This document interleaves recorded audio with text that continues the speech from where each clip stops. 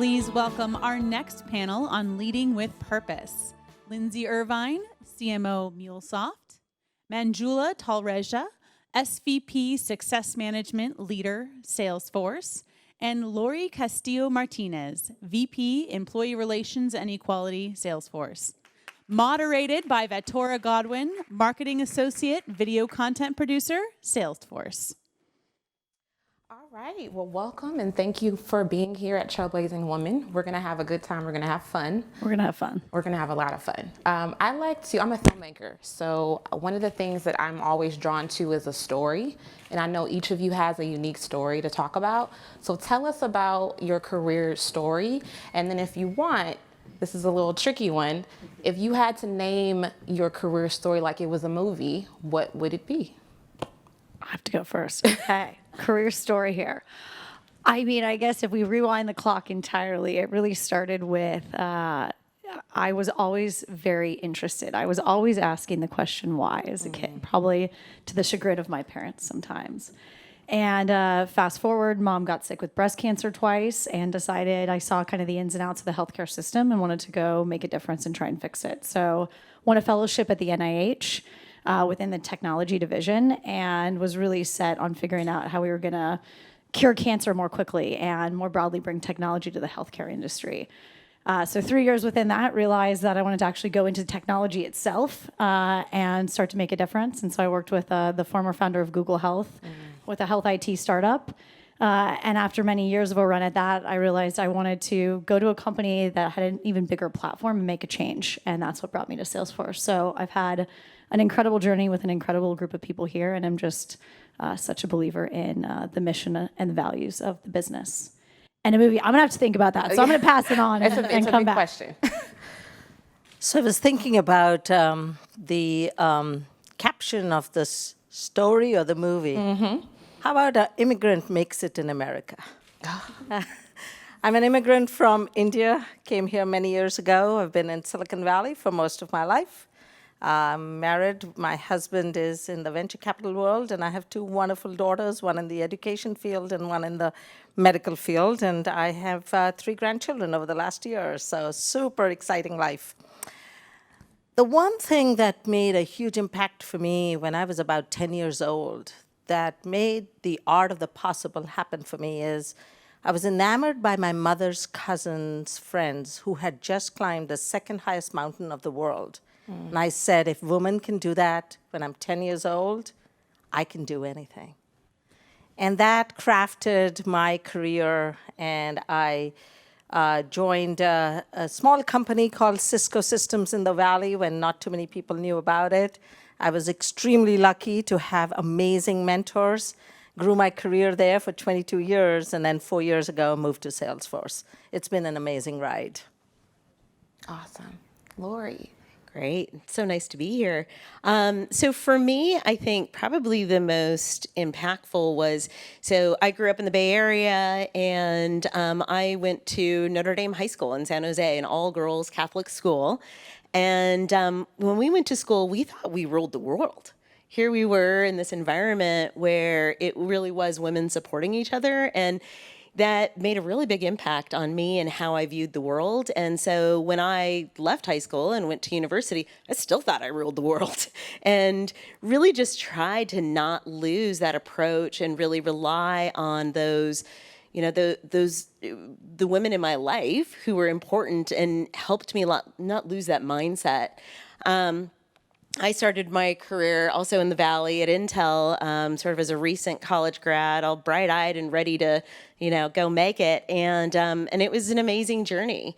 I started within the HR department. By the time I left, I was in 4 different departments, from HR to finance. Someone said, "Oh, hey, you get on with the lawyers and the auditors, and weren't you in HR at one point?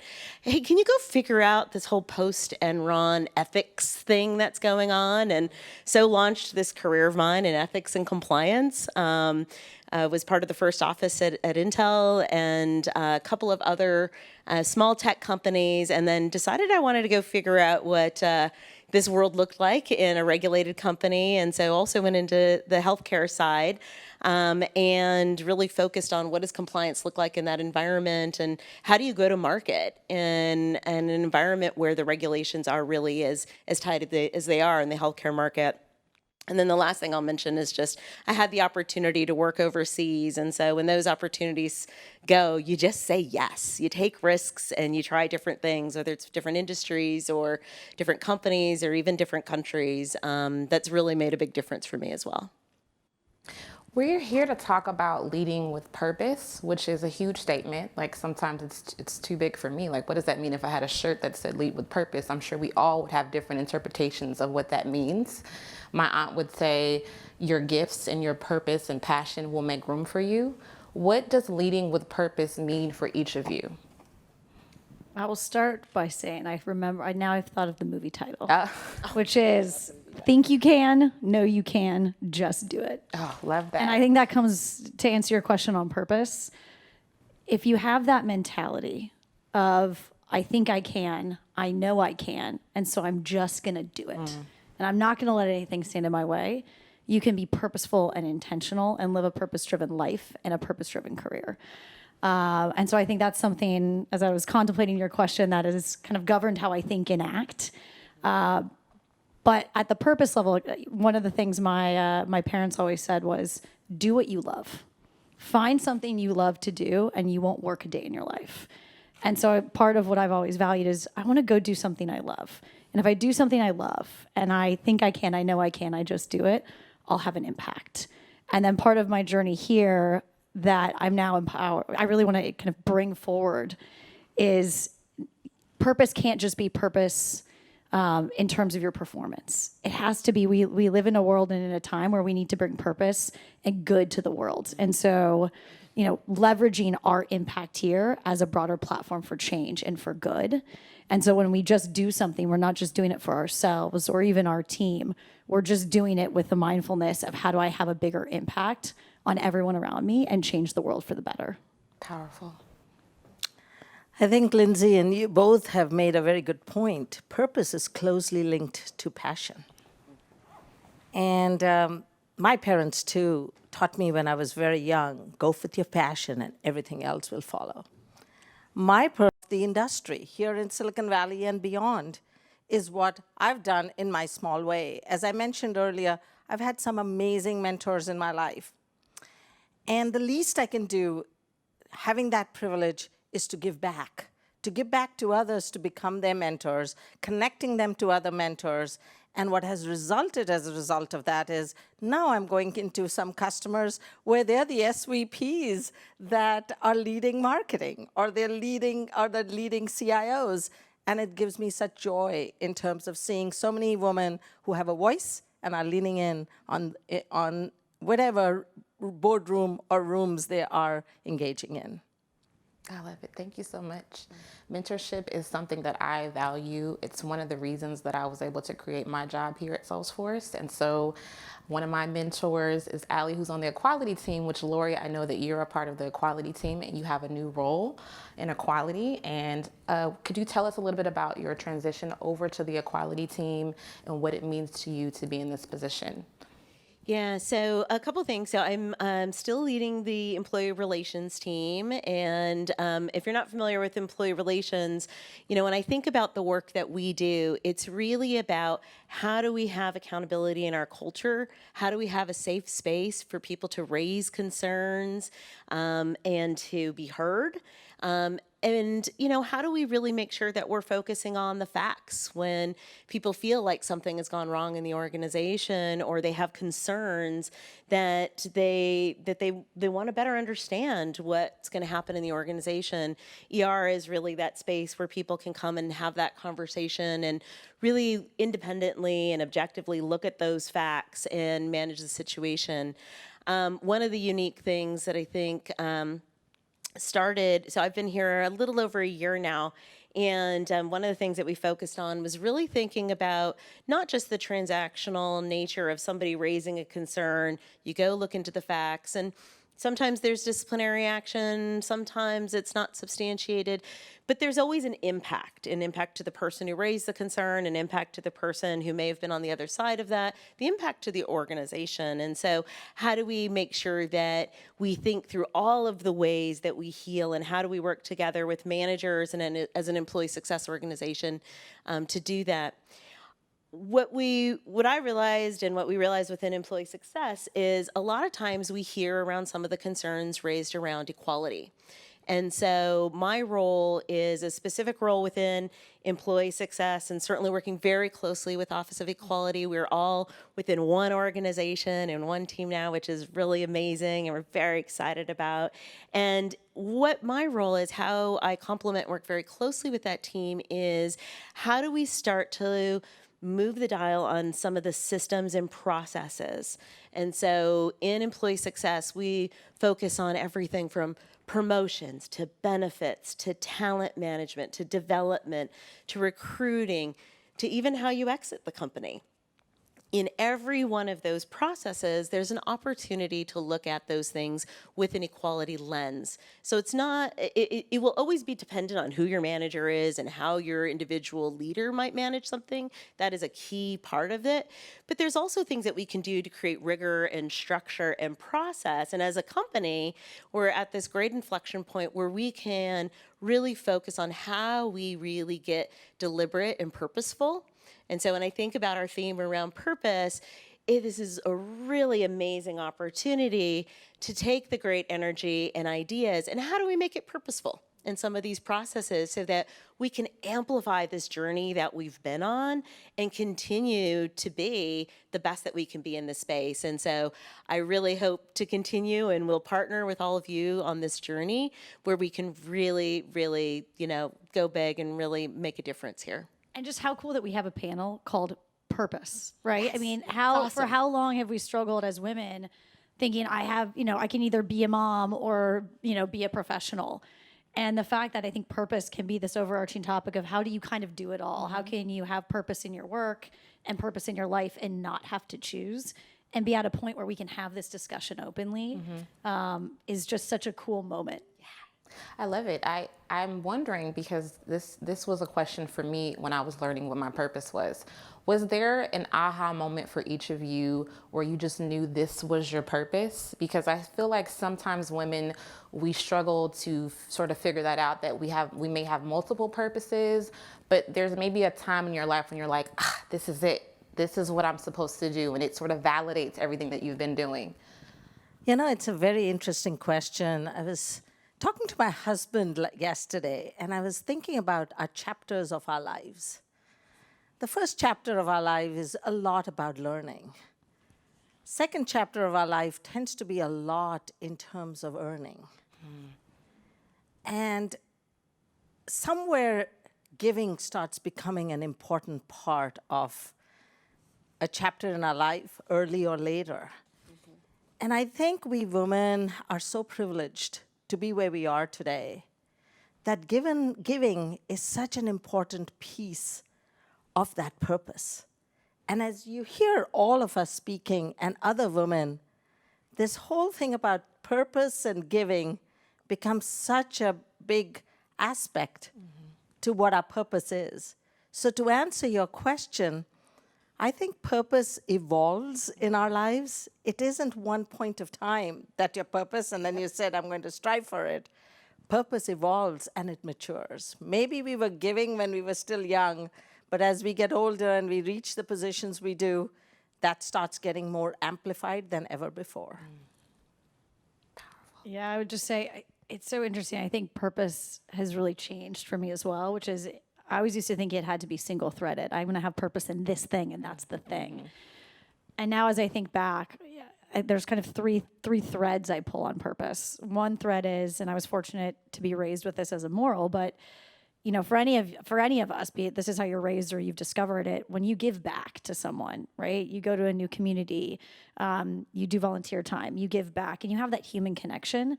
There's so much purpose and gain you get from giving. Right. And so I think part of that recognition and belief is how do you bring that forward in everything you do? So that's one intentionality, is how do I give back because it brings purpose to my life as well. I think the second is as a mom. When I became a mom, all of a sudden I realized like this is part of my purpose. This is my purpose. Back to the single threaded. It doesn't have to be my only purpose, but I want to be very intentional and very purposeful as a mom. And how do I give my kids the gift of showing them a mom that can be present in life and present in work? And then that's the third is how do I be purposeful at work? And part of that is doing something I love. Part of that is empowering a team that's better than I am, right? That's just fantastic, and letting them bring their full selves to work. And then how do I, leverage what, I think Mark Benioff has given us all, which is business as the greatest platform for change. How do we not just work, but do work to drive good?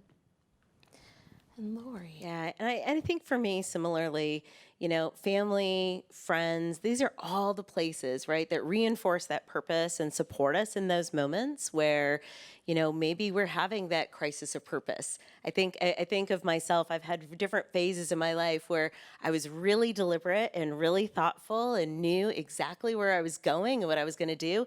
And then there are other times where, life got the best of me and I had to take a pause, right? And take that moment to stop the chaos and everything that's going on and just say, wow, let me make sure I'm really prioritizing.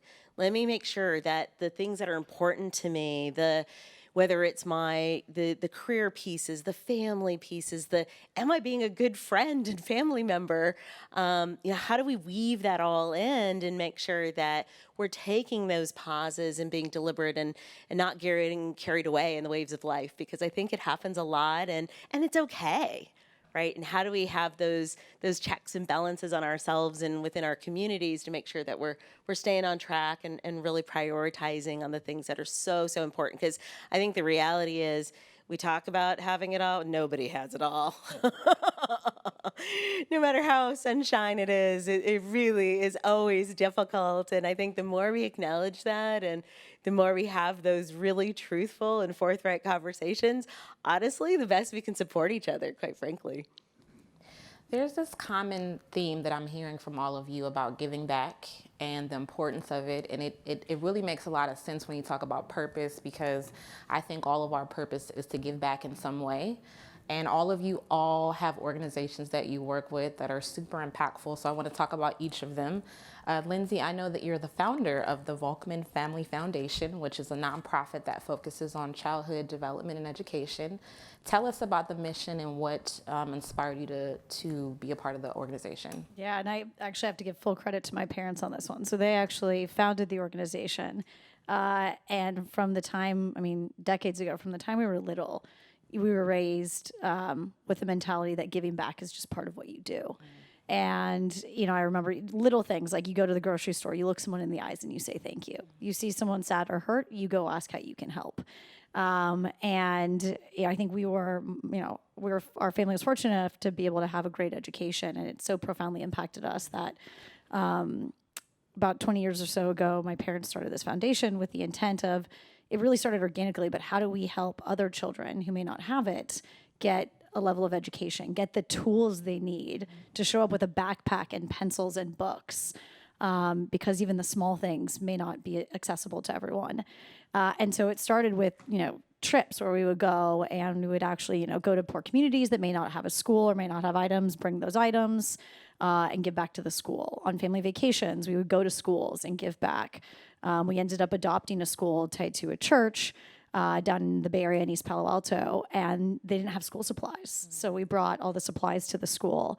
And then it's progressed. And one of the things that the foundation is now very involved in is Job Train. So what's gone from early childhood education to something that I think is so fundamental now, which is how do we give everyone a shot at career training, even if they may have not had the traditional benefit of kind of the classical education.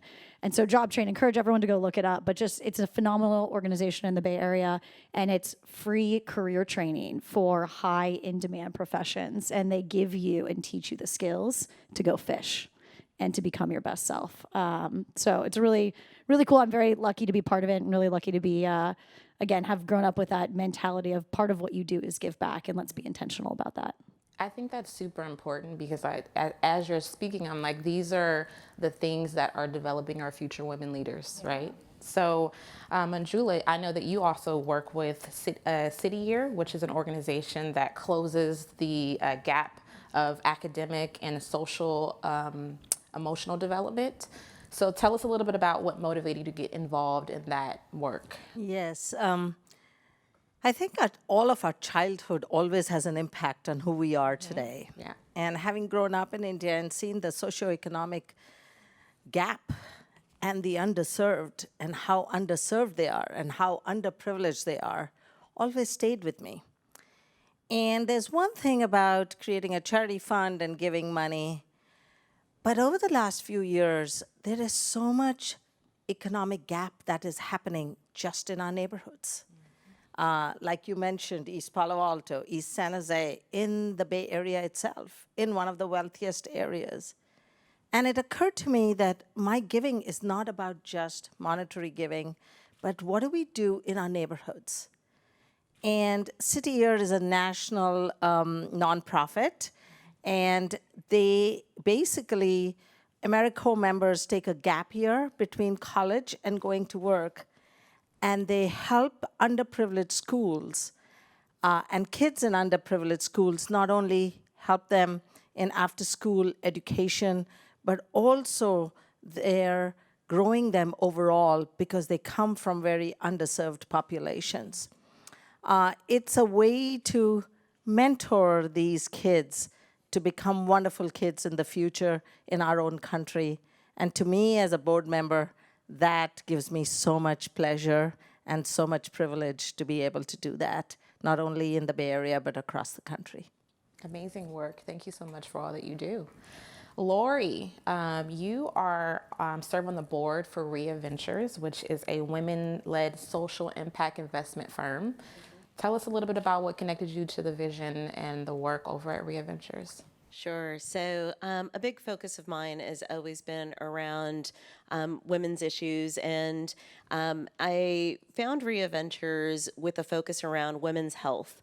And specifically around reproductive health. And, it's one of these things where as women, there are some topics where can be this societal shame around how much do we talk about women's issues, personal issues, and how do we start to amplify some of that dialogue and conversation so that we don't feel that shame and we can feel it, really embrace some of those things that are the realities of being women. And RIA is an amazing organization that's really matching really good science around reproductive health, and whether it's maternal health and some of the challenges there within our hospital environments, whether it's around contraception, whether it's around how we talk about the benefits that are available for women within many different kinds of corporations across the world. And so what RIA is trying to do is match venture capital money together with good science so that we can start to amplify the voices around reproductive health. And it is a really powerful mission, one I feel really passionate about and excited about. And they're just starting out about a year in, and so a lot of good upward momentum to really, again, amplify this topic and really make it a safe topic that all women can talk about. This is a question for all of you, and this is one of my favorite questions too, because I think it informs a lot about how you think about leadership. Who were some of the leaders that you looked up to that led with purpose, that impacted you? So I guess this is somewhat biased, but truly Mr. Benioff. I mean, I think he's created this business as a platform for change, and we really practice what we preach in terms of giving back. Mm-hmm. And it's part of what's kept me at this organization. I just think it empowers us all to then go take that forward and live that, because it is part of what we do here. I recently, so this is more topical for me, I know I'm way dated and behind the times, but I read Michelle Obama's book recently, and she's just awesome. And her whole thing of be honest, be dedicated, be humble, be kind. It sounds so simple, but leading with those ethos can have such a powerful impact for good on the world, because wow, what if we all showed up with that as fundamental to who we are, being honest and transparent and dedicated, being humble and kind, right? But have grit and see it through. And I think too often we flip that, right? And we feel like we can't show up as honest and humble and kind, especially as women. So that just really struck me. And there's so many good lessons that I pulled out of that, of just like, wow, what a powerful female leader.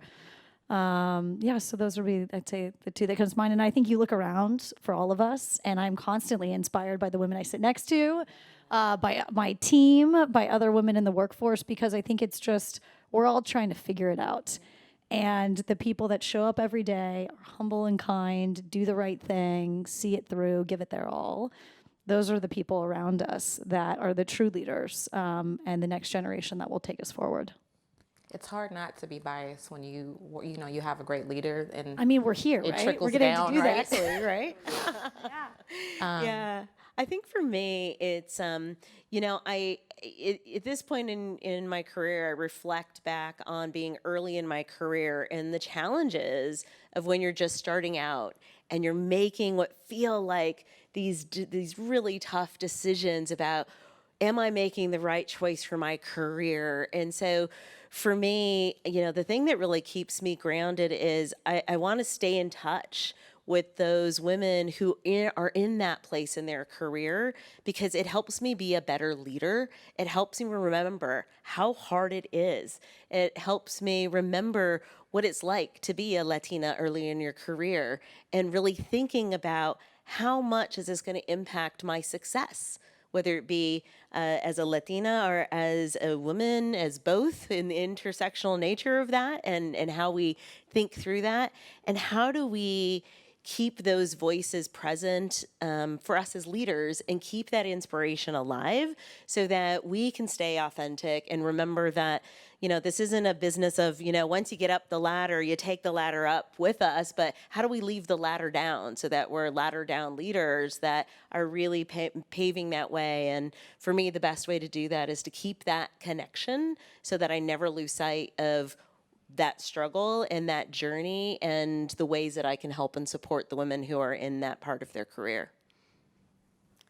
Role models always play a very important role in our lives.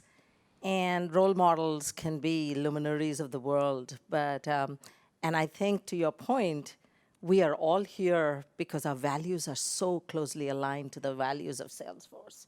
We are privileged, and Benny Hoff has created that, and what a role model. I will say, though, that the role models that really have impacted my life and are still my role models are two men and a woman who were my ex-bosses.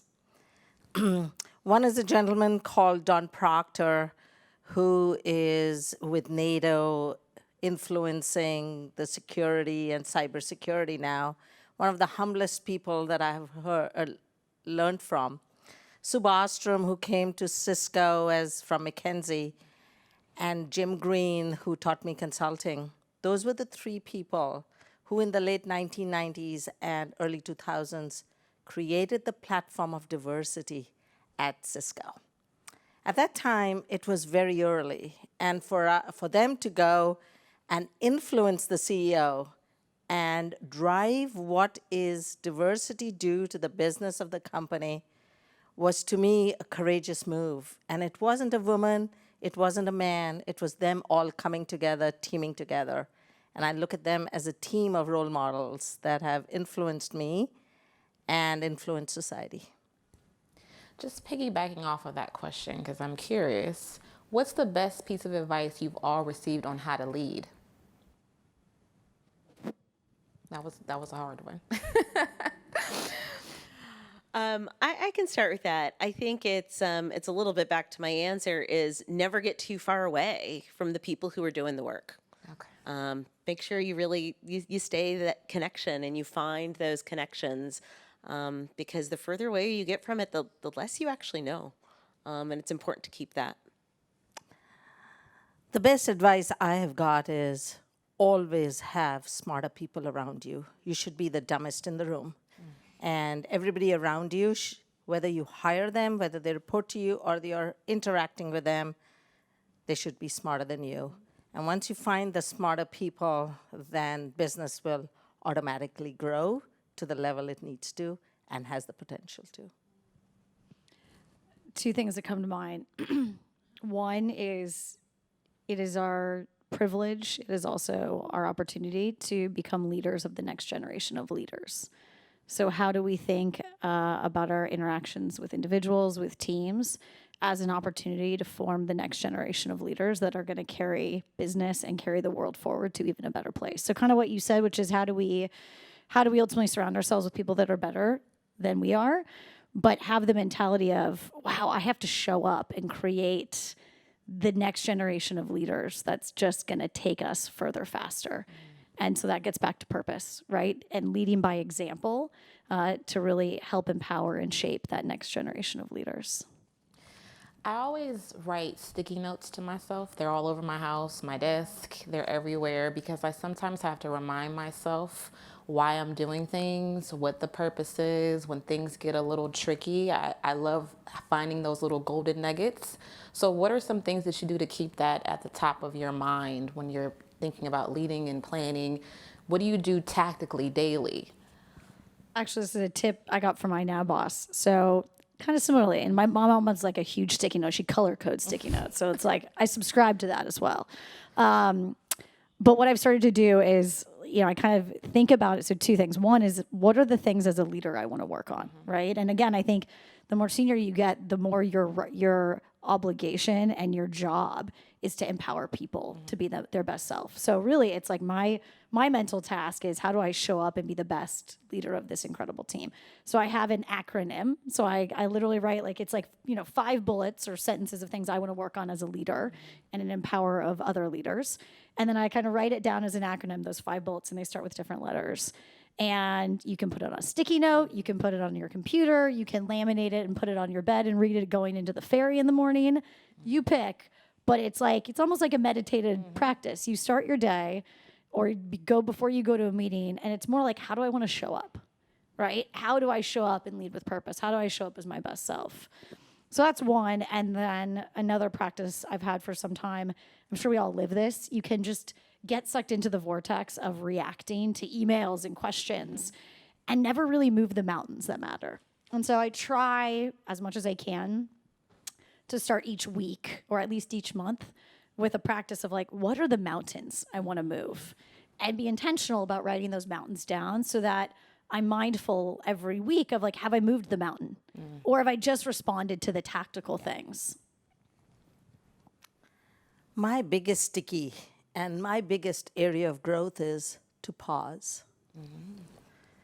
If I remind myself every morning to just pause and listen, I hear things that I don't give myself an opportunity to hear, especially when you're under the maximum amount of stress and you're just running at 200 miles per hour.